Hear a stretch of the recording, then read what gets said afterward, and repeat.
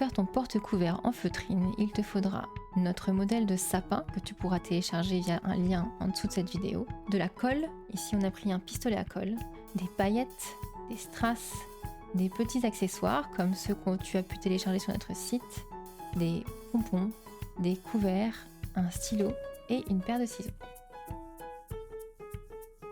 Tout d'abord, découpe le modèle de sapin.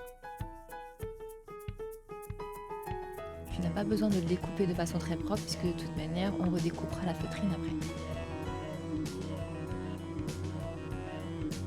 Comme tu peux le voir, nous avons pris 2 feuilles de feutrine, dont celle qu'on avait déjà utilisée dans une précédente activité puisque de toute manière on ne va pas utiliser le haut du sapin. Maintenant tu peux poser le sapin en papier sur ta feutrine et dessiner avec un feutre la forme du sapin.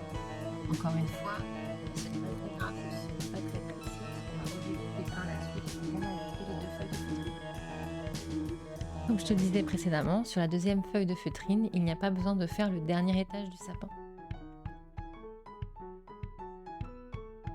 Maintenant, comme tout à l'heure, tu n'as plus qu'à découper ta feutrine.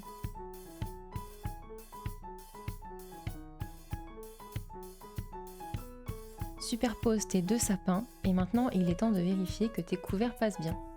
Ici par exemple c'était un peu juste, donc j'ai recoupé le sapin un petit peu plus bas. C'est parti, il est temps de coller les 2 faces de ton sapin. N'hésite pas à mettre une bonne couche de colle.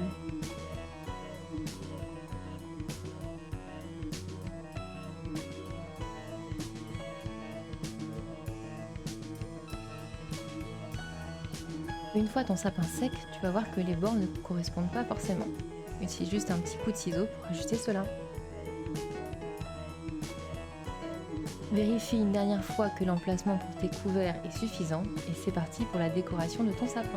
Amuse-toi bien!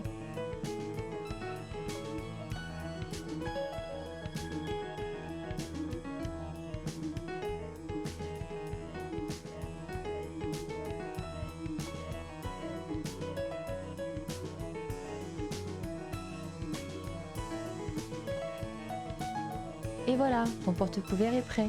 Si tu as aimé cette vidéo, n'hésite pas à laisser un petit pouce bleu ou à t'abonner à notre chaîne. Merci et à bientôt!